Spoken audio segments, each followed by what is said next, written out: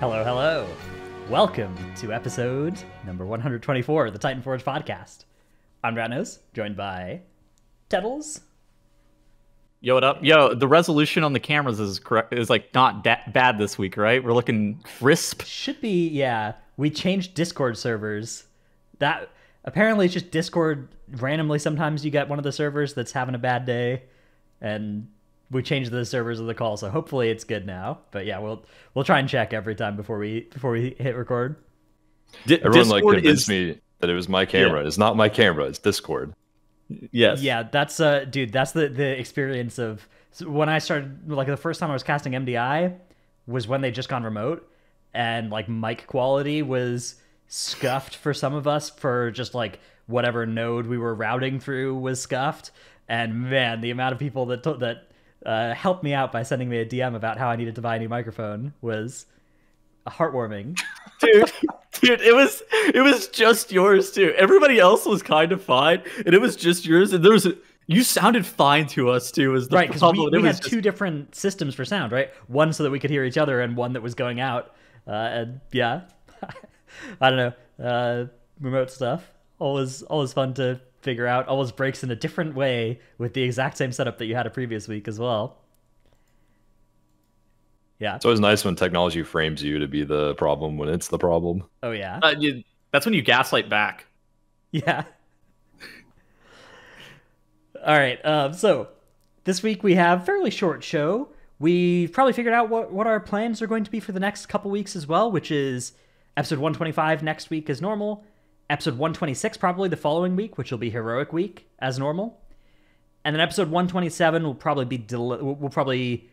be like, we'll take 2 weeks off, and then there'll be episode 127 on the third week of Mythic, probably. With maybe 3 weeks off. It depends on how long the race roll first goes. Somewhat subject to change there as well, or maybe we'll do a special episode depending on when the race finishes, if it all works out with guests or stuff, and depending on who wins and all that kind of stuff, which on that side of things as well, Tettles and myself, our announcement's gone out. We're casting for the Echo BDGG event. Gonna go fly to Hamburg in Germany. Yeah, that's right. Finally, we can get a good hamburger, and that'll be the plan for us for Race to World First. So this should be pretty fun. There's me, Tettles, Steak Loins, OK Mage, Alex from Fat Boss, and Preach as well. So should be a really fun cast. And that stream is going to be 24 hours as well. It's going to cycle between the Echo raid and the BDGG raid. So no breaks, all gas for the whole however long. Well, the casting will have breaks. Yeah, absolutely no breaks. Tettles is going to be 24/7 casting the whole time. Which is totally legal for employment. Yep. That's why they're flying in labor from out of country, right? Is so they can skirt employment laws. And then we're gonna be doing the recaps again. Yeah, assuming that we're not just dead. Yeah, so hopefully there will be some recap videos for people that want that, potentially on even the GG WoW YouTube channel. I haven't 100% sorted that out, decided where all that's going to be, but that's tentative plan. TBD. Yeah. Yeah. So should be cool. I don't know. I'm excited. I'm pretty excited. Yeah. So that's the plan for the next couple weeks. So today we wanted to make a show about what to expect at the beginning of 9.2, what kind of stuff to be doing this week, next week, the following week, the week after, where there's power level to be gained, what sort of grinds are worth doing, what things you don't have to worry about. And the TLDR on this is it's really not much to do compared to previous patches. But there's still some stuff worth doing, some things worth talking about. First, though, before we get there, we have a bunch of just news posts to go over that have come out in the past week. So let's start by taking a look at a trinket tuning hotfix that came in. So this is the Elegy of the Eternals trinket. We discussed this in our trinket episode, I think last week, as being a must-have trinket, and the tuning number has been changed on this to the point where it's not a must-have trinket actually anymore. It is now, when compared to Solia's Secret Technique, which is available from Tazavesh, it is giving you much less stat actually than Solia's Secret Technique, even if you have a full group of the same covenant. which is, the Solia's Secret Technique has no such requirement. All Solia's Secret Technique needs to be good is for there to be somebody in your raid that has the same highest secondary stat as the stat you want, and then you click on them and bang, you get a bunch of good stat. Yeah. So what's funny? After our show last week, they nerfed that trinket from 1,000. That was clearly like not going to be the number. Yeah. Okay. Yes, but they nerfed it from 1,000, which is clearly not the number, to 700. And then I had a moment where I'm like, they clearly noticed it was OP, and so then they nerfed it down to from 5 times as overpowered to 4 times as over budget. And I was just like, is this actually going to be the trinket? Oh my god! And then they just completely gutted it. I was like, okay, this is normal. Yeah, so this raid trinket is not going to be a great trinket. Yeah, which is kind of nice. It means that we're not going to have to do Covenant groups, although it's kind of weird, and I sort of expect them to buff it, because I sort of expect them to not want it to be bad, or to like nerf Solia's Secret Technique. But as it stands right now, the meta trinket for most specs, one of them is going to be Solia's Secret Technique. So that's one of the things to do in the first couple weeks, is pick yourself up one of these from Upper Tazavesh, Solia's Gambit. Nice little 3-boss dungeon, in and out, 20-minute adventure. Get yourself some of these trinkets. Any spec can use them, and it'll probably be one of the best too for most specs. For most DPS, yeah, I'd say. Yeah, tanks don't need to worry about it. Healers, reasonably good in the right circumstances. Maybe for healers, yeah. Definitely for DPS players, this is a good one to have, unless you have like 2 really good other trinkets that for your spec. They also changed the pulsating rift shard trinket. This was another one we talked about in our trinket episode. This one, so it's now a 3-second windup instead of 4 seconds. The damage has been lowered by quite a bit, and the absorb shield, actually you get the absorb even if you don't hit anything anymore, which seems sort of nice. And then damage and absorption are increased for each enemy struck up to 5 enemies. Yeah. Oh, by the way, I did some trinket testing on the PTR after our episode. That the sausage trinket, the Halo one, I could see that one being pretty decent in Mythic Plus. It also the hits on the dot scale with haste, so I could see it being not that bad. Oh, okay. Ooh. I feel like a lot of those trinkets we talked about last week could use some love. Yeah. The AoE size on that thing, very small though. It's like surprisingly small AoE, so maybe less use than I initially thought, but I don't think it's that bad. Yeah. I don't know. As it stands right now, I kind of agree with Trell. Most of the trinkets look pretty unexciting from the raid. So for most people, they're wearing double dungeon trinkets. So Leah's plus like either Ruby, IQD, Changeling, something like that. They'll be wearing Sack of double Terror, the other Tazavesh trinket. Yeah, something like that. They'll be wearing double dungeon trinket, which that seems kind of lackluster. Dude, their raid trinkets have been bad for such a long time. I don't know necessarily how to fix it. Like, do you really just want to make them that overpowered where people feel obligated to raid for trinkets? Like, with the there has to be a better solution. With the stat stick, you could pretty easily make it like competitive with the other stat stick, right? Like that's not like that hard of a challenge, right? Like you just have to look at these numbers and make it so that this one is sometimes as good as this one or better, which is it's not the case right now, right? That's never going to be true with this amount. Even if you're counting the stats you're giving somebody else for this trinket and you don't count the stats that Solia's Secret Technique gives somebody else, it's still never better, which is just like this one's twice as much stat, which is crazy. Not twice, it's 1.5 times as much stat, which is crazy. So I don't know. Yeah, good. I've been looking at the changes to that trinket that we just talked about. I think it's actually brought more in line with scale now as far as damage and absorb goes. I don't know for sure about the absorb, but at least the damage is close to scale now, but it's still so awkward even with the 3-second charge instead of 4. And it's like a tiny little line, just like the Artificer lines. Interesting. Or any of the like rift lines that come out that you see in dungeons and stuff. Yeah.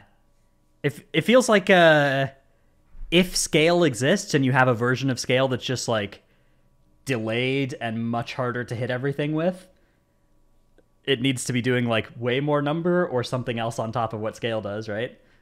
Yeah, I don't know if they should have nerfed the damage that much because it's definitely harder to use. It's way more finicky. Yeah, it feels like or could like stun or something. I don't know. Oh, but it was reduced to 1 minute, so that does have something going for it. Didn't see that. Yeah, I just noticed that right now. Okay, well, yeah, That's actually a scales pretty on big deal. scales on 2, right? So, yeah, that is definitely Ooh. a thing. Yeah, And I think Andy tweeted about that trinket too, and saying that he thought it wasn't going to be too bad. yeah, Yeah, as a 1 minute CD, actually, that completely changes my mind. I think it's pretty good because that basically means every pull you're gonna have some extra threat, some extra shield, or an option for it sometime during the middle of the pull. yeah, definitely. That absolutely qualifies as a potentially better reason than scale, is being able to use it twice as often.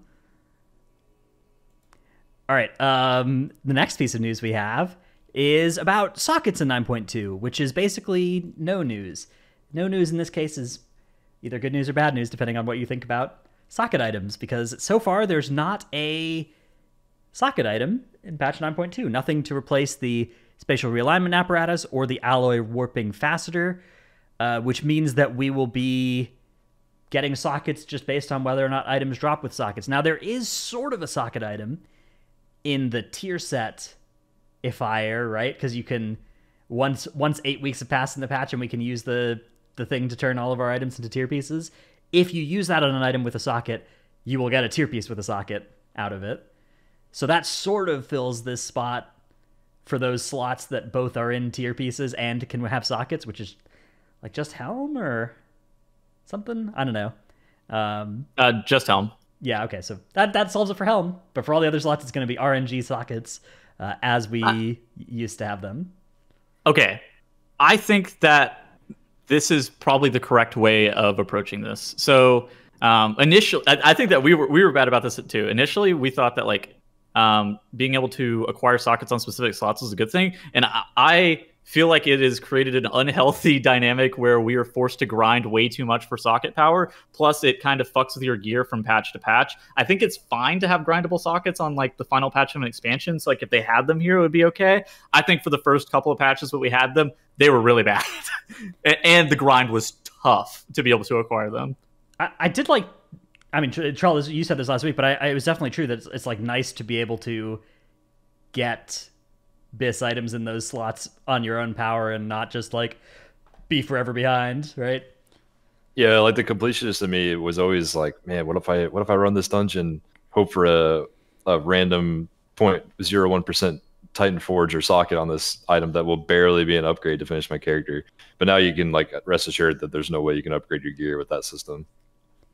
Yeah, I think I'm more on Tettle's side of this one, on the like, I'm glad to not have the grind that pulls you towards unlocking these things, but I don't know. This is the kind of thing where like if in 9.2.5 it's like purchasable with Cosmic Flux or whatever, I think that would be a best of all worlds, where it's just like, 3 months into the patch rather than whenever I can get to Exalted, and which takes 2 months of playing every day. Then that I think that would be ideal. That grind was horrible. I did not like that. Yeah. The Corthea grind. Next piece of news is the Fate Scribe trinket becoming a real cheat death trinket in patch 9.2. I don't know, dude. I don't know if Squishy wrote this article after hearing us talk about it or me talk about it, or if he discovered it himself as well. But this is a very true news, and hopefully has helped a lot of people realize that yes, Fate Scribe is a boss worth killing if you have been doing what my guild did, which was we spent 5 months of not killing Fate Scribe at all. We skipped that boss every single time, and the past 2 weeks we've killed it like 5 times. It's been very, very miserable actually, but we've gotten a lot of the trinkets. So yeah, it's much better next patch because it's just going to proc and cheat death for you instead of dying and then having like an Ankh totem button to come back up, which is how it works this patch. So it's going to be just a better version of Splintered Heart that can't kill your friends and absorbs more damage and heals you for more. I mean, okay, so we talked about that trinket a few times. That trinket was only ever going to be good for massively cheesing mechanics. Well, and with them making it now a practical cheat death, I would say it's a lot more desirable, like almost necessary, at least for early progression for raid and probably like early dungeons if you really want to push super high. But I think that like making it like that is a lot better for the health of the game and making sure that you're not going to cheese some shit. Yeah, it wasn't actually that bad to use it unironically before, but it was like you would pay the lower numbers of Splintered Heart to just have it automatically proc. But if you didn't have Splintered Heart, the old way that we've worked was fine to use in raid, at least as like a, if I die, it's not a wipe. But yeah, with the way it's going to work now, I would say, unless you're an extremely confident tank and you like are not going to die at all, like it's so good to remove wipes from tank deaths from your guild's progression. So absolutely, I endorse this for any tank that isn't 100% confident it will never proc for them. All right, what else do we have here? The 278 conduit upgrade is the next item on our agenda, which is that the Vessel of Profound Possibilities no longer has a reputation requirement. It used to be gated behind Exalted, and now it is not. It still is gated behind either Mythic Sepulchre, the first ones, Shadowlands Keystone Hero, which is 3,000 rating, the equivalent of 2,400 rating this patch, because of course there's 2 new dungeons coming in, or Elite, Shadowlands Season 3, and you need to complete Chapter 7 of the Covenant campaign, which is Week 5 of the patch and Week 3 of Mythic, the same time that the Belt and Double Legendary Power unlocks, but no reputation. So that is the new set of requirements for Vessel of Profound Possibilities, and there's much rejoicing for me personally about this. Oh yeah, it means you have nothing pushing you to grind every day towards Exalted as much as you can. But I now have a push to get Keystone Hero as fast as I can. Try and get it for like trying to have Keystone Hero on week three of Mythic is going to be a valuable thing to try and do if you can. But I actually think that'll be fun. Pushing keys for rating for relevant rewards early in the patch is something I enjoy doing. So I'm looking forward to that. But I know there are people that do not like that this has been moved into the time frame where they can maybe get it. Well, hopefully all those people have guildies at New Mythic Plus and they can receive some help. Maybe it'll even get them interested in Mythic Plus. You never know. Yeah, there are people in my guild who are planning to do it with PvP instead, which is also, I mean, 2,400 in PvP early in the season is also a hard grind. I had quite a bit of fun with it the one time I did it for power. I did it for 2,400 in Castle Nathria for the 233 weapons. Yeah, but definitely given the choice, I'm going to go for the keys. I'm going to try and get it for the keys. So, I mean, 24, the 20s next season are equitable to 24s this patch with 252 gear. And so, like, I feel like a lot of people are going to be able to do 20s. Just in terms of, like, the inflation of the keystone level, I do generally feel like 35, maybe a 35 level dungeon may be done this season because of, like, the seasonal affix making the dungeon a lot faster and just dealing with that kind of stuff. So I think that 20s, okay, well, all 20s is going to be difficult, but I do think it's achievable if you really put in enough effort into it, kind of thing. Yeah, so and that'll let you get all of your conduits on that character up to item level 278, which is quality of life. It is power, but it's not a huge amount of power, right? Like if you're just Mythic raiding normally, you're going to have a lot of 278 conduits from Mythic raid, and you're going to have like 265s and a couple other slots because you got them only from, you know, the 15 keys you were running or the PvP or whatever. But it's not like this is going to be a couple of percentage points tops, possibly less than a percentage point, depending on how many 278s you have from other sources. So, well, some classes it's really big for. Like for Windwalker, that's your Bone Dust Brew conduit, like upping 10% of your Bone Dust damage, I think, from the normal conduit level to Mythic conduit level. That's quite a big deal. Yeah, they have a that conduit. The fact that it scales that hard is such a weird relic, but it's like the exception to the usual how much scaling you get per item level on conduits. They nerfed a lot of the other ones that scaled that hard. But yeah, that definitely there will be some, especially if you can't get get your hands on a 265 or a 278 from other sources of your BIS conduits. But you know, if you know you're not going to be getting this, you can look and see where those good conduits come from for you, right? And go for them, right? Like go and do whatever dungeon they drop from. Also the Covenant conduits drop from dungeons now as well. Yeah, I did forget about that. That's new. Yeah, so you that's can get going to be a nice quality of life thing from that, right? But not 278, I don't think. And then there's also one more bit of news here, which is the encrypted banner of the Opportune has been. Is this data mined or is this announced? It's announced. Yeah. Okay, nice. I think last time we closed. It was fine. It was fine that we. It was data mined last time, and we talked about it, and now it's been actually announced though this time, which is the encrypted banner of the Opportune, which you can get for completing the time trials. Which last time that meant timing 2:15s on Tournament Realm. I guess we don't know exactly what that entails this time, but probably something of a similar amount of effort. It's probably just doing the 2. I suspect that it's 2 time trial dungeons. Wowhead seems to think that it's complete the 2 time trial dungeons in time, so maybe it's been announced what exactly the time trials are. This is one of the cases where I actually don't know what the time trials are, and if I did, I think it's just like time on a 15. Yeah, you just make a team on the Tournament Realm. Or first you have to sign up, then you make a team, then you complete both on a 15 or higher, and then you're good. That's what we did last time. Yeah. Good season as well for anybody who's not like a serious raider trying to get into MDI, because it's going to overlap with a lot of good guilds progression, like jailer progression even potentially. So might be able to yoink some. Maybe that'll mean you can yoink some spots from teams that are busy doing that. Anybody out there? Oh yeah, it's really awkward for a lot of teams to try to do MDI mid progression, because anytime you spend away from the live version of the game is like a detriment to your guild in like a top 100 guild scenario, and you have to spend a lot of time on the MDI Tournament Realm to be able to compete with the other teams. Like there's no way around it. Dude, Tunnels, can you change the Discord server again? It's it's blurified once more. How did this happen? Okay. Oh. Hold. Maybe. Okay. Well. Another one? Offering. Server roulette? Okay, send it. Yeah, send it again. Hold. No shot. All right. It's... Oh. Hold on. Yeah. One more. How do we feel about Russia? I'm in. Send it. Okay. It got worse, I'm pretty sure. It's cursed. I'm down to like 6 pixels. Do you want me to go back to where we were? Let's go back to a nice low ping server, yeah. If it's all going to be blurry anyway.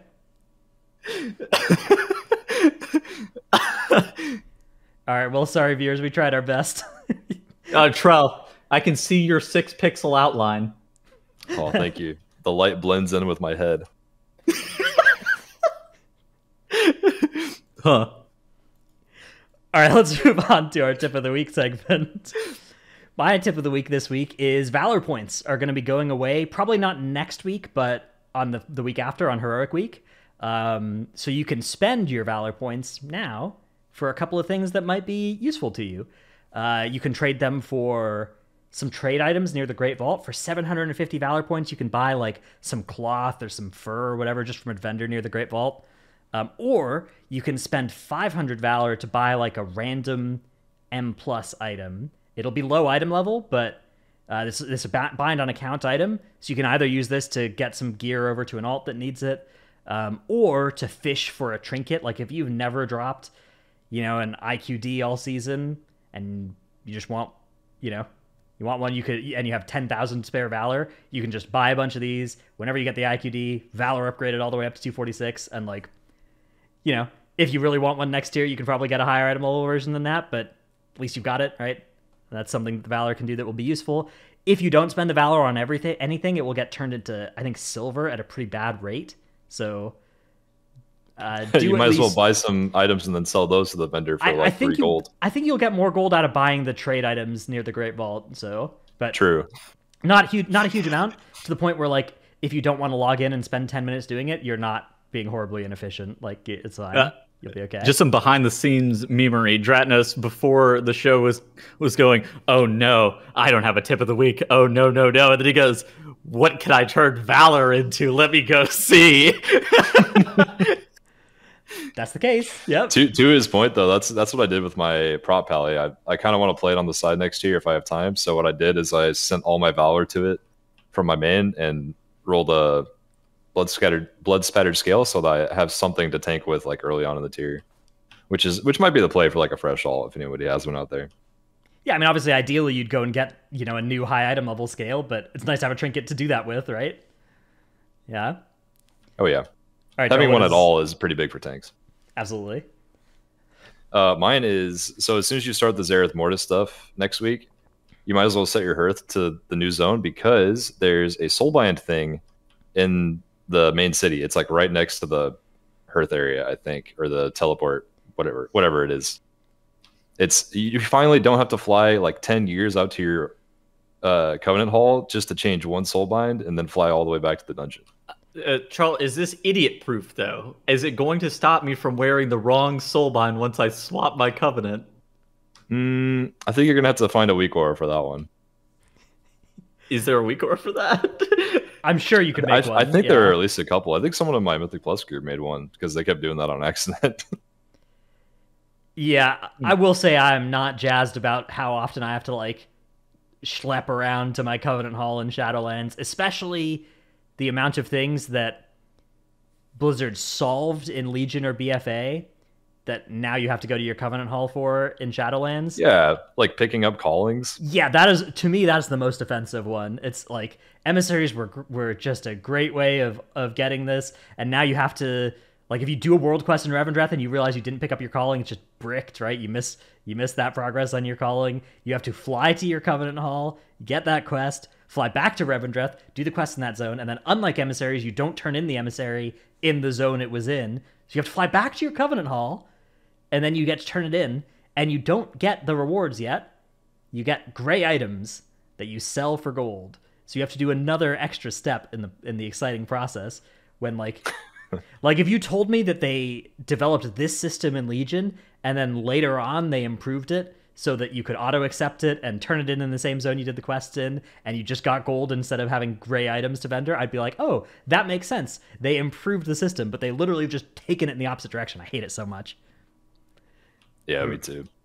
Grumble. You can't even set your Hearthstone to your Covenant Hall. I keep wanting to say Order Hall from Legion anymore, because like if you swap Covenants a lot like me, you might as well just have an Oribos, because as soon as you swap Covenants, you can't Hearth anymore. Yeah. Until you reset your Hearthstone. So mine annoying. is just perma Oribos because of Covenant swapping, and like in next patch, like I'm going to be running different Covenants for different bosses, so it just makes more sense for mine to be an Oribos. It just kind of depends on what you need, though. But yeah, then you wormhole to whichever zone. Yeah. Yeah, I do that as well, so I can delete my Hearthstone. This is another tip of the week that I should really save for when I don't have an idea in future. But you can delete your Hearthstone and then use a toy Hearthstone from your toy bag to save a bag space in your inventory. So just keybind like any of the Hearthstone toys that are in your bags, not the Covenant specific ones, of course, because those are Covenant locked, so they won't work. But one of the other ones from back before they did all the stupid Covenant stuff that made the game a lot worse for no reason. Anyways, let's. That would have been a really. You're cooking. Hang on. That was a great tip, honestly. All the Hearthstone tips, wonderful. It but that would have been really good Yeah. for me in BFA Season 3, where we had like 10 million materials. Was that Season 3 or Season 4? Season 4 with corruption in your bags, right? Where it's just like you have 40 different corrupted pieces in your bag. Yeah. Oh, I'm thinking of Mechagon though, like the Mechagon spare parts zone. Oh my god! All that crap in your bags, man. Oh. Yeah, that was awful. I like legit had to like find one empty spot before I did anything at all times to that patch. Yep. So delete the Hearthstone. That's the tip. All right, Tettles, what are we looking at in this clip? Who's this clip from as well? The undisclosed benefactor. Okay, undisclosed benefactor. Anonymous.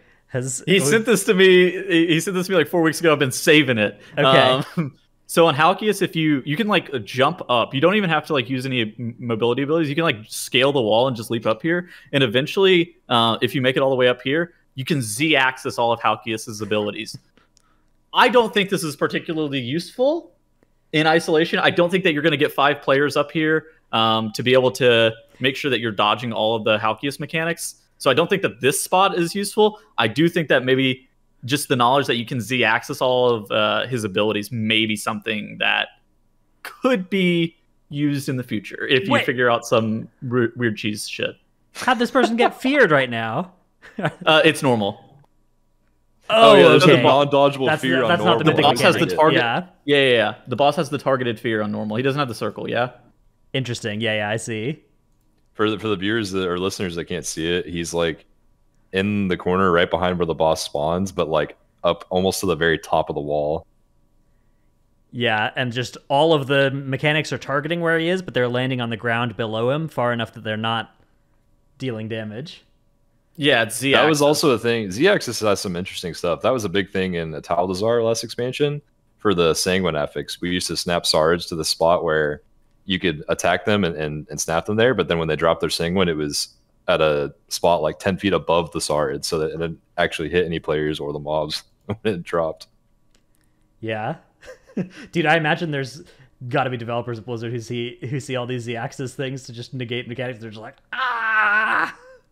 Why? How am I supposed to fix that on this 20-year-old engine? Or they see the art team like submit a beautiful wall with like a lot of different bits sticking out of it and textures, and they're like, no, not like this. Can we just get just a flat surface, a flat rectangular surface, please? Yeah, I always wonder if they had those thoughts, like if the art team sent Miss Saturna Scythe to the dungeon developer, or if like the dungeon developer was on board with those walls. Like surely someone saw that and was like, someone will figure out how to exploit this in 100 different ways. Oh, like the part where you're going through terrain, right? It's like you're going through the dirt. Your abilities are going through the dirt, but not the wood wall, something like that. Yeah. Yeah. Well, like the fact that people can pull through the walls in that dungeon so many different ways because there's so many little gaps in the actual invisible walls. Yeah, it's crazy. I have no. I would love to, like, to know what it was like. Either if they knew about that beforehand, or like as they were seeing the clips come in, and they like somebody was digging in. And it's like, how are they doing this? Oh, the whole maze is like this. Oh, okay, let's just leave it. Yeah, and so I don't think that Z-axis is particularly useful. Like that spot, you would have to get all 5 of your players up there to be able to get any real benefit from it in a short period of time before the first slam goes off, by the way. So I don't think that is particularly useful. If there is like another weird spot that's easily like achievable, it could be something that you could utilize. Maybe like some gates or something. Who really knows though? Yeah. Interesting. It's definitely an interesting idea and very cool detective work. All right, let's move on to our main topic, which is what to do when patch 9.2 comes out, and also what to do, I guess, this week. We'll talk a little bit about that kind of stuff as well. Let's start off, though, by talking about what exactly will happen on next Tuesday when patch 9.2 Eternity's End arrives. So what's going to be different when we log in on Tuesday compared to when we log in today? Yeah. Well, you'll be able to log in at some point between 11 CST and 6 p.m. CST. I bet it's basically they basically never have like super long maintenances anymore. But yeah, it could be. I thought we had like a 5 p.m. release recently. Maybe I'm wrong. Did we? I remember back when I started playing this game back in TBC, it was every Tuesday was like it would go. You'd either go to like, 2 p.m. or 6 p.m. or 8 p.m. And anytime it went past like 2 p.m., there would be the forum post about getting a refund for a day off the sub and how this was so bad. Yeah. I always consider those victories when they don't come up till 5 p.m. because that's when I get home anyway. So I'm like, haha, joke's on you guys. 9.1 came up like it was like there was like only 1 hour of maintenance, wasn't there? That's what I remember. It's usually quite good. I do know that there's been a couple of times where the NA maintenance has been like 3 hours and the EU maintenance has been 30 minutes. Because I definitely did. Well, that's because we're beta I remember testing that it. at like Race to World First being a complaint. I think a reasonable one as well, right? Where it's like, but I mean, obviously, just the two regions just have a bunch of different rules to them, right? Like unfair in various directions. But yeah, I hope the server shouldn't be down for too long, but I think that it's more likely they'll be down for longer on Heroic Week, or on Mythic Week than actually on 9.2 release day. But maybe, yeah. Who knows? Could be a long maintenance as well. Definitely more likely than just like a random Tuesday to be a long maintenance. Okay. Yeah, I think honestly I was thinking about the raid release, not the initial patch. Once the patch actually does come out, Tettles, what'll happen when you log in?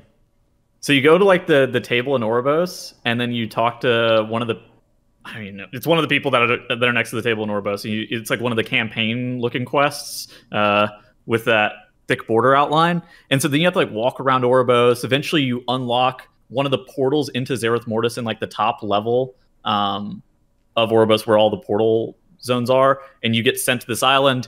You have to like walk around the island, and I did all of this stuff from 0 to chapter 3, and it took me about 3 hours, and I was kind of just like messing around, talking to chat, not really paying attention. I suspect that if you're a little bit more focused and trying to be more diligent with how fast you're going, you could probably get this done in about 3 hours. But you need to be able to go all the way through chapter 1 to chapter 3 of the campaign. You really want to do this on day 1, by the way. Actually, it probably doesn't fucking matter, but ideally you do it on day 1. You do get some rep for it. You have to like then go and unlock oh gosh, it's not the creation catalyst. What is the thing called? The cipher. You have to go and unlock the cipher. That gets set up. You have to put like points into the cipher. And then once you're done doing all the campaign stuff, there are, I think it's either 2 or 3. I think it's 3 dailies. And then you just do those dailies, and then you're basically done. And from there, you're just kind of able to coast. Yeah. So then the dailies give the rep. You can kill some rares for more rep, but the rep doesn't really give anything important. The main thing that the rep you want to do is you want to be hitting Revered by the 5th week of the patch, because that's when it will actually do something. But there's really not anything behind Exalted anymore. There's not anything important behind the other steps. Crafters will want to rush the rep and try and get Honored as fast as possible to get all the recipes for the new legendary crafting and stuff. But everybody else, if you're buying from the auction house anyway, you don't need to worry about that at all either. Then there's that cipher system, right? Which you can do stuff on that every day if you want and work on all the cipher and cool stuff like that. That doesn't sound fun to you? Don't have to touch it at all, except for the parts in the campaign, because there's no power, right? Are you imitating the Automa? Yeah. Drynas and I can communicate now. We've unlocked that part of the cipher. Yeah. Anybody who didn't hear what Tettles was saying, come back in a couple weeks when you've unlocked some more of the Dalek dialect, and you can you'll be able to understand him. Trell, if you don't get it, like there's a part of the cipher where you're able to understand what the Automa are saying. Yeah. So you initially can't get it. Eventually, you speak robot language, which then translates to Tettles saying "Buff Moonkin." Yeah. So that's all there is to do from the new content on the first week. There's no new Mythic Plus, no Encrypted on the first week. There's no new raid, so you'll catch me in Sanctum of Domination doing another fun Mythic Clear Sanctum of Domination that week. And yeah, really not much else to do there. Maybe there'll be the new levels of Torghast, but I don't know. Maybe you can start collecting Cosmic Flux. Maybe not. But Torghast isn't going to be a required part of your adventures in 9.2. It'll be a source of whatever the Cosmic Flux. But you can also get Cosmic Flux from dailies, from PvP, from M+, from the raid, from all the other kind of stuff. So you don't need to do Torghast if you don't want to for that reason. But you do need another hit of 1650 Soul Cinders to craft your double legendary onto a spot that's not your belt, which you want to do because you want that to be higher itemable. The belt's like 265. You can get like a 292 in another spot if you do craft the legendary yourself. So you will want to make sure you have enough Soul Cinders and Soul Ash to do that. That's actually, I think they put in a yeah recycle system for that though, right? Like if you want to move your legendary to another piece, you can get all that back. You can scrap an existing legendary and get the Soul Cinders back, but you're going to want to wear 2 legendaries that each cost 1650 Soul Cinders. So if you only crafted the one, you don't have enough to craft the second one without scrapping that one, right? Okay, so I gotta ask, how do you scrap a legendary? It's the I don't know Rune Carver. either. You go to the rune carver, you can get them to like disassemble existing one. You get back everything except the base item. So you lose a lot of gold if you do this routinely. But if you just like, if you know you're never going to use a certain legendary again, or you're never going to use it in a certain slot again, you can do that and get back the ash and the cinders and use it to craft something else. But okay, yeah, so a useful thing to be doing this week is collecting soul cinders. It looks like there might be a way to send it to other characters like there is for soul ash. So if you have a bunch on some character that used to be your main and you're going to play something different, you might be able to get around doing this that way. But dude, that you don't want to do Torghast this week. It's oh god, it had to be the worst too. It's like Cold Heart Chambers Inertia. and Cold Heart, yeah. Oh my god, I started yikes. doing some Torghast this week and it miserable experience. Yeah, Cold What's a good Heart. one? Upper Reaches? I'd never go into Cold Heart. Upper Reach is a good one, yeah. Yeah. I don't like Reach Cold is Heart. I don't like big abyss. Mortrigar either. Mortrigar is not that bad. Soulforge Embers I think is worse than Mortrigar. Oh, I like Soulforge Embers. I like that one, but that one's just because when you're playing tank specs, like the fire damage is not. Actually, it doesn't even have that fire damage anymore. That was the old Torment that it used to have. It was right? the old Torghast. Yeah. Shows you. I don't know. Haven't done much since they changed. Yeah, how I that haven't done works. much this patch. It does either. have that one does have the heal, right? The mobs that like cast the AoE group heal Yes, fire thing. That's Yeah. why I hate it, because I can't interrupt them, and then they heal themselves to full, and then I'm sitting there like, what do? I guess I die. That's true. I always pull like 100 mobs, and I'm sitting there squinting at all my nameplates, like trying to find the one that's about to cast. I'm like, all right, I'll just kill them. Hopefully, I'll get the cast. Mythic Plus is, as we said, not changing on next week with patch 9.2. It'll still be tormented. It'll likely still be the same affixes that we're expecting, although it's worth noting that sometimes the affix schedule gets really weird, but it'll be a 1 week off season between the two Mythic Plus seasons. So last week to get Tormented Hero is this week, I think, or maybe you can still get towards it next week. I'm not 100% sure. I think it's this week, though. And then, yeah, next week would be Fortified Sanguine Necrotic Tormented if they don't change the calendar with the patch, which sometimes happens. And then the first encrypted week will be Heroic Week, will be the week after next. But some people like to do a keystone to get a high key on that encrypted week. So the numbers we expect for that are either this week, if you time a 20 or deplete a 21, or next week, you time a 19 or deplete a 20, you should be able to get a 15 out of your box on Heroic Week, a 15 encrypted. Not 100% sure on those numbers. If you want to be really safe and you can do a couple key levels higher than that, that's always the best option, just to make sure that you get whatever key level you're looking at. They're on that Heroic Week. End of dungeon rewards are going to be likely capped at something like +6 level on the keystone. So if you go higher than a +6, you won't get any better items than the +6s give on that Heroic Week. But the weekly vault that you open on Mythic Week, that'll be based off those dungeons you ran on Heroic Week, will be full item level. So it's worth running 10-15s if you can on Heroic Week to get 3 vault options at Mythic item level. In addition to that, it's also worth PvPing during Heroic Week as well, just to fill up the vault slots. You really want to get to 1,600 minimum. I think that 1,800 for probably people who care about 9 slotting their vault should also be something that you should be going for. But realistically, if you do get 1,600, you can come back later, and if you get a tier slot from that slot in the vault, you can upgrade it with Conquest and stuff like that. And it's not great to have whatever a 1,600 item level tier piece would end up being, but at the end of the day, like, you can upgrade it with Conquest, and you really only care about like the tier bonus, especially very early on in the patch, and it can save your guild some slots that they won't have to fill out later. Especially because you don't really care about the item level on it, at least up front. You only care about just the tier effect. Right. So yeah, because for those who don't know or haven't heard, any slot in the Great Vault can contain a tier piece.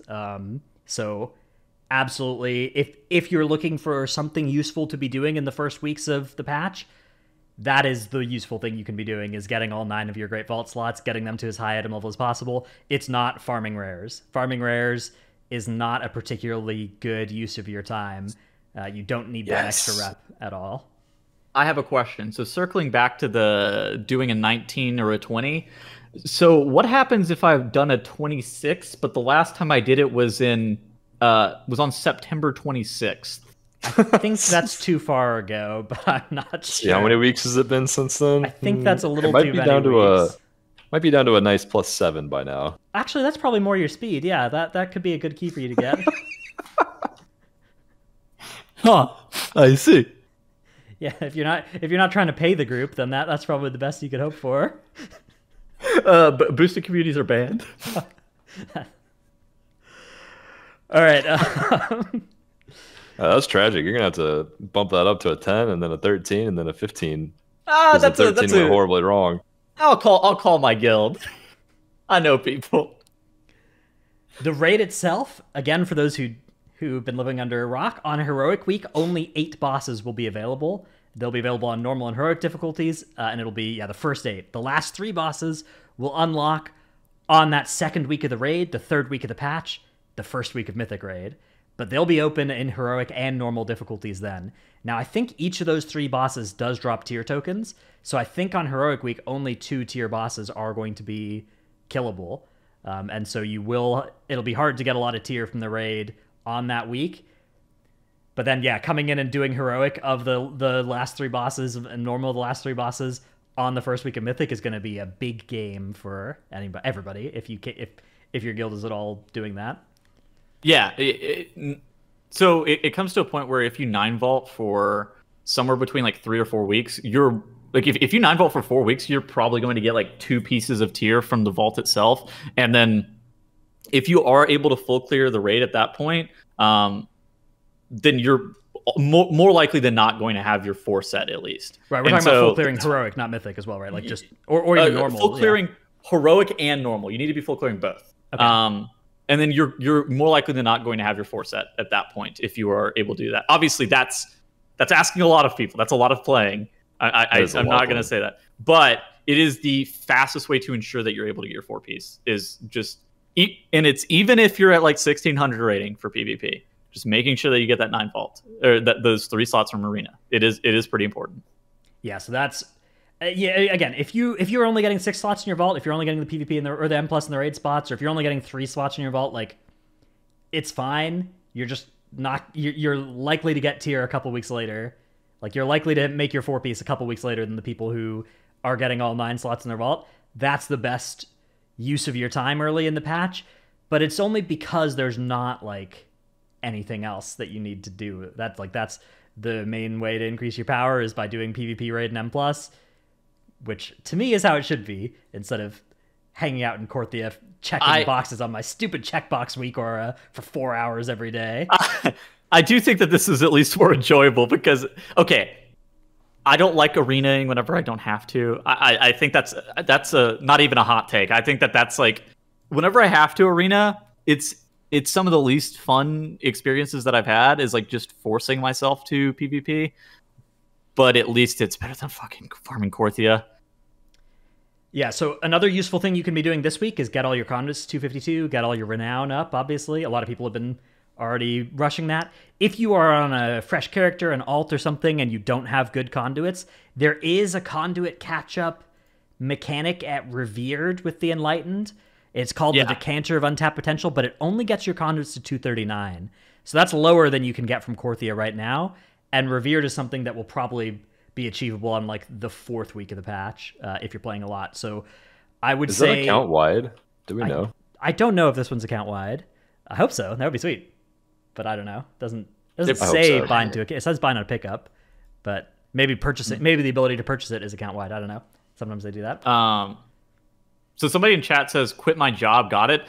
This is, by the way, this is very min-maxy optimization. Like you don't actually need to be doing this unless you care about getting your 4 set very, very early in the patch. The only things that like I feel like you should try to do is do the dailies in Zereth Mortis. Those are the only real things that like. First off, it's like 30 minutes a day. Like you don't have to do it every single day. You don't really need to grind the rares. But if you can afford the 30 minutes a day to just do the Zereth Mortis rares, that's probably going to be, or the Zereth Mortis dailies, that's probably going to be your best bet. Then beyond that, like, you're going to have the creation catalyst later down the line. You're going to have other ways to be able to get the tier. You're just going to naturally get it through the content that you do enjoy doing. If you do end up affording it just a little bit more time, so you don't really need to quit your job. This is not something where it's like corruption resistance or something like that, where like you're going to perpetually be behind permanently if you mess up early. This is not like that. This is a lot more lenient. Yeah, it's literally just all the sources of like items that upgrade each season are sources of items, and that's the thing to grind. It was true last patch as well, right? Last patch, the best thing to do to get your character as geared as possible was to get 9 slots in your Great Vault. Now there is slightly more reward this time because the tier sets are more powerful, but honestly, there was that with just the raid slots only last time for the shard sockets. But the thing is, last patch there was also, in addition to filling out your vault, there was 4 hours a day of Korthia available for power gains, and that's not true this time. Awful. There's no 4 hours of Korthia to do for power grinds. There's literally just, you get your one quest each day, you go and do that in Zereth Mortis, and if you're doing that most days, you're going to have all the reputation you need, which is exactly to me, great. And Yeah, whenever we're talking about vault optimization, it stops mattering around the 8th week of the patch, like the 6th week of raid. So even if you're like heavily optimizing your vault chance, you're probably only going to get it like, or no, it's the 10th week of the patch, the 8th week of the raid. You're only going to get it around like 4 weeks before other people get it, if you're really heavily optimizing your vault and optimizing like your raid stuff. And so like, if you don't want to, again, and you're not like a hardcore raider or anything, you do not have to do this. You will be able to pick it up with the creation catalyst. You will be able to pick it up through the vault on your own time, doing the content you enjoy. So do not be like super heavy sweating this if you don't want to play that much. Yeah, if patch 9.1 and patch 9.0 didn't make you want to quit your job, this patch should have like 20% as much incentive to quit your job as those patches did. So dude, this patch, go get a job, right? Like you can. I was ready to quit my job during having to do Korthia. Man, having to do Korthia, dude. During Race to World Verse as well is so brutal. I kind of just gave up on it. I just did the dailies when I could, and was like, that's holy fuck, that's a lot of work. Yeah. So like my plan is I'm just only going to do the dailies in Zereth Mortis every day and then go about playing whatever I want after. And I'm not even going to PvP, just Mythic Plus and Raid. I might do some alts even because I don't have to grind Korthia. And I should be able to get the full Mythic Conduits by week 5 just by doing that. Yeah. And I'll likely have a 4 set by then as well. I think it should be totally fine. Alts don't even need to do Zereth Mortis for anything, I don't think, because like I think if you're planning on playing them hard, like super seriously, and you want to get the 278 conduit upgrade for everything, I think you're going to want to do at least the campaign on your alts. But I think the revered double legendary reward is account wide as well. So and definitely the non-revered, just the belt is account wide. So the belt is account wide. I'm not 100% sure on the crafting. The memory even is as well, but okay, I'm not 100. I guess I'm not 100% sure on that one, but I'm pretty confident it is. So either way, okay. Even if it's not too bad on alts to do the dailies and stuff, but I don't think you have to. I really don't think you have to do that on your alts, and certainly you don't have to rush it. Yeah. People confirming in chat that the memories are account wide. Yeah. So wait, Trell, are you raiding next patch? I thought you said you were raiding. I was trying to. Well, originally I was going to quit the whole game a few months ago, and I know. I actually told my co-host that, but I've been reined back in due to some life circumstances, so I can play again. And yeah, I'm raiding now. Let's go. After all that, reined back in due to life circumstances. Are they forcing you to raid? No. Like they're just out of frame. Lightened up with the like guns. I'm able to now. I see. Okay, I understand. That's awesome. Well, as long as that's what you want to be doing and you're not being held hostage, that's awesome. I'm glad to hear. No, I was gonna feel really bad stopping all the WoW stuff. Like I've enjoyed it for years. As much as I complain about it, I'm happy to raid. Based take. Based on what? Based on threat issues and all the bugs in the game. I see. At Luigi. All right. Warcraft devs, buff threat. So true. Okay. So true. So real, Drew. All right. I think that's it for our main topic of stuff to do. The TLDR for me is good stuff to do this week is get a bunch of Soul Cinders. That's a nice thing that you can do now that you won't have to worry about later.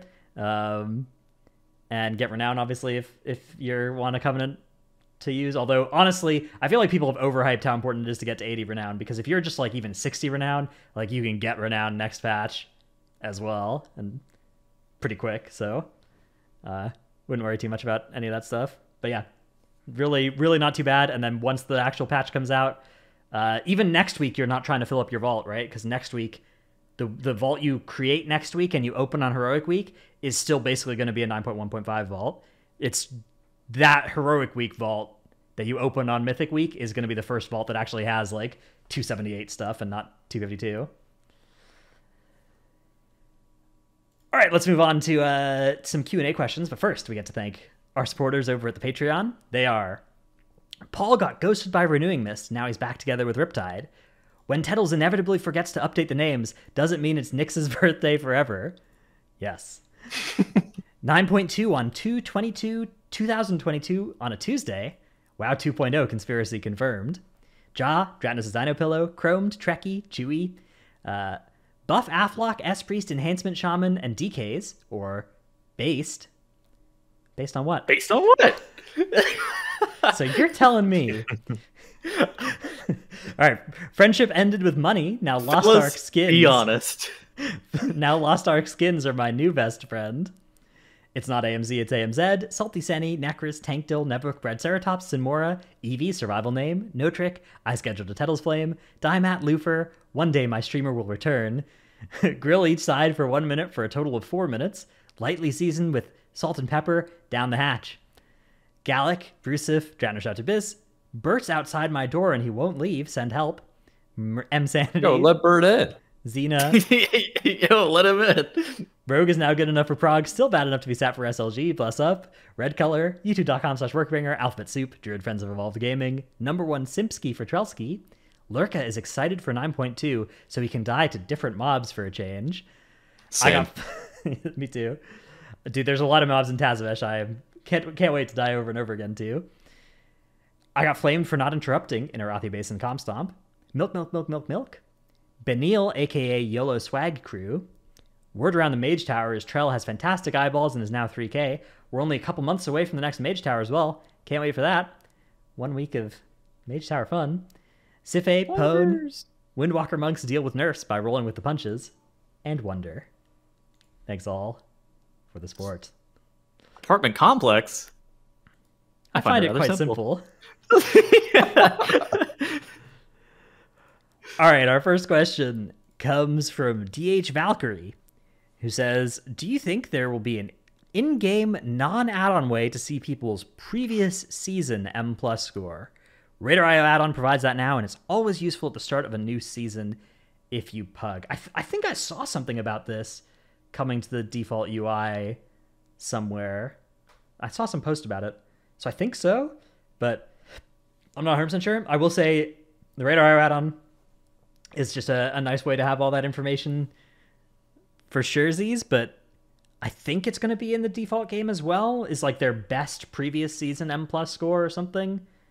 I have no idea. Like the Radar.io add-on has changed a lot over the years, so I don't even know which information I'm looking at anymore. Yeah, where it's all coming from.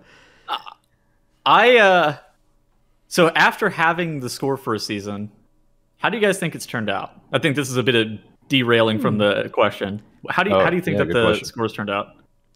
I mean, I thought it was really cool at first, and then as the season got into the late few months, it was very like letdown-y, I should say. Like when you finally reach a target goal of completing a key 1 level higher, and you only get 3 points, that just does not feel good. Okay. Yeah. So you're talking about linear score. Yeah, linear score. Linear score and low penalty for depletion. Okay. I will say that those were two things that I think the Radar.io score did better. So the Radar.io score used to be an exponential increase, which means like going from a 20 to a 21 would give you 50 points, and going from a 29 to a 30 would give you like 150 points or something. and so that made it so that as you were hitting increasing difficulty levels and progression got slower, your score still felt like it was gaining meaningful amounts of points at the high end, and that felt really good. Whereas the current system is much much flatter. Was tyrannical. Okay. Yeah, I like the fortified and tyrannical being included. I think that's... I actually did like that part. That made it like worthwhile to do keys any given week until the very end of the season, when you basically like capped out on all your keys that you wanted to do. Yeah, it's more just like the difference between like the push from 1400 to 1500 is really easy, and the push from like 2800 to 2900 is really, really hard. But it's both 100 points, right? Like it's I like the old way of the Raider IO system where at least at the high levels you were gaining more points. Even it was still harder to get each point as you got higher. It's only psychological. Yeah, I mean it is a psychological thing, but it I don't know. I think that it's cool if the score goes up more. Well, there's also the fact that like just timing a faster key of the same level that you've already done before is like 1 point, whereas before that was even like 4 or 5 points. You know, it was like a more noticeable difference in your own score, and it would incentivize people to try harder on that same key. You know, sure. I don't know. I think the solution to this is that they should do somewhere in the middle, like keep it exponential, but have it a very small exponential gain, if that makes sense. You guys cool with the rewards? I'm not cool with the what came with score and is not score's fault, but people blame score for doing this because Blizzard implemented it at the same time as score, was taking the Valor upgrades off of account wide and putting them on character specific. I'm not cool with that at all. That makes me very angry. Extremely upset. But it's not score's fault. I was referring to the score stuff, the high end Valor stuff. Upgrade. Okay, I see what you're saying. Valor upgrades being based off score versus instead of just being based off of like an achievement of doing all the 10s and all the 15s is fine. It's just they at the same time they took it from being an account wide achievement to character specific score. Like just look at account score, right? Don't look at character score, and then I'm all good. Yeah, with it. Yeah, I agree. Something they really nailed this season was, I mean, this wasn't even a reward, but just having a vendor in town that you can lower your keystone at, or just collect a keystone if you didn't have one in your bags yet because you didn't do a key last week, has been really nice. Yeah. There've definitely been some nice quality of life changes there. I think the score being in game I think Tormented Hero has been a cool dynamic as well, to be people pushing for that. To play devil's advocate here, though, like for PvP, you wouldn't look at like account wide rating for gear, right? I think that for M+ in particular, it's like, I don't know. On my alt, I have to get the item from a key on that character, right? I have to get the Valor to upgrade it, and now I also have to go to do every single dungeon on 2 different affix weeks to get enough score to upgrade it, right? Which is, to me, it seems like if I've earned that score on my main, if I've earned the item on my alt, if I've earned the Valor on my alt, like that should be enough. And we know what that was like because that was the system we had in 9.0, and it was good. So it's not like this could be bad for the game. It's like we had that system, and it was good, and now we have a worse system. And we could just make it the good system again. I get that that's different than how PvP works, but honestly, I wouldn't be that opposed to if your PvP alts have the conquest and have the item, and your main has the rating, being able to upgrade the items on your on the PvP alts as well. I don't think I would have a problem with that either. But I don't know much about PvP. Maybe that removes the PvP rewards loop too much. But in M+, like getting the actual base item is much harder than in PvP, where it's just like you buy it from the vendor, right? Yeah. So your problem is the conditionals that you have to meet before being able to achieve, and it's only for like the loot. It's not necessarily about. Okay, I see what you're saying. I would say getting score on your main is a pretty reasonable barrier, but like, I mean, next patch we're gonna have 10 dungeons, which means 20 dungeons that need to get run to get your score on any character, right? Like you could do 15 plus 20 keys or whatever, and you still won't have enough score to Valor upgrade everything to max level on an alt, right? Because those 5 dungeons you're missing is a lot of points. Especially if it's 2 of the same dungeon on 2 different weeks, right? But if not, then maybe you have enough points. But still, it's like I don't know, like I think that's enough.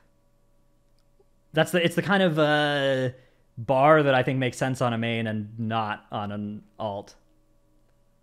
I don't know. Yeah. I just don't know if like account wide is the real solution, but I don't think it's like bad. I think that maybe it's just like a quick fix. What I don't know what else you'd want to gate the Valor behind. Or gate the upgrade maybe it behind. maybe it doesn't have to be based off like Tyrannical and Fortify or something like that. There's like other ways that it could have been done, right? Where Yeah, it's, maybe, like, maybe they can make more score alt-friendly. like drop your X worst dungeons or something.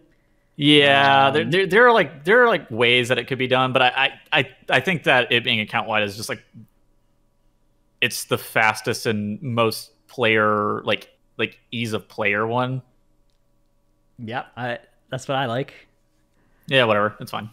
I'd also be Yeah. fine with, instead of account wide, easing restrictions over time with like the week that the Creation Catalyst thing comes out or whatever, the tier set upgrade comes out, if they made that when a bunch of other stuff got easier to do and they removed a bunch of other restrictions, I'd be fine with that too. Like that would be a reasonable proxy as well and it would also catch returning players and not just alts. Yeah. But I don't know. Anything would be better. You know, like speaking of things they added or changed this season about Mythic Plus gearing or just systems, the key rerolling system has been a godsend. That has been nice dude. to be brought back. The only other time it was in the game was BFA Season 1 on accident because it was a bug. Because you could just delete your keystone mid-run and then you'd get a random keystone at the end.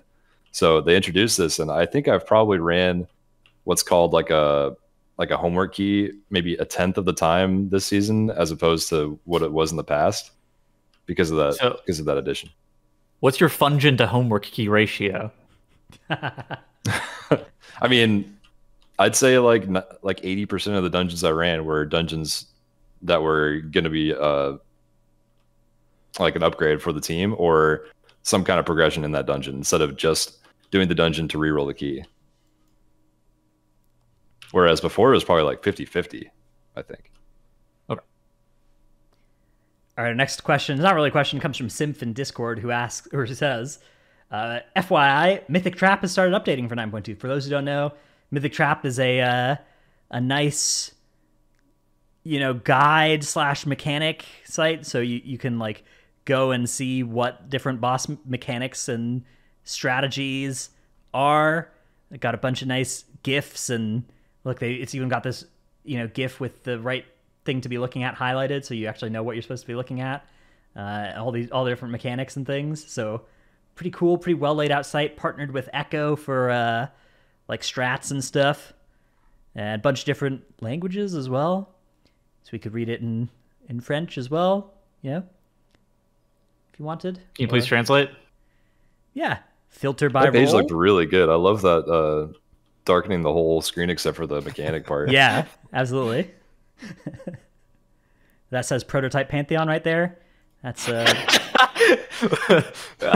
says take DPS and healer. Heroic. That means like LFR or something. And mythique means like normal. Yep, could be. No way to be sure. It's a mysterious language. Ankh. A long dead language like Latin. Nobody really knows what any of the words actually mean anymore. It's all just educated guesses. Sacre bleu. All right. Looks like that's the end of our Q&A section and the end of our Offending the French section, which... Sip is French. I also do speak some French. I can confirm that heroic does not translate to normal or LFR. Anyways, that's the end of our show. We'll be back next week with another one, and then the week after that with another one, and then we'll be taking probably 2 weeks off, but it's a dynamic world. Who knows what might happen? So follow the Twitter and join the Discord, and we'll announce there if the plan is We different. may than take 3 weeks off. We may only take a week 1 and a half off. off. Who knows? Oh my god! If we only take 1 week off, I'd be astonished. Who could say? Not us.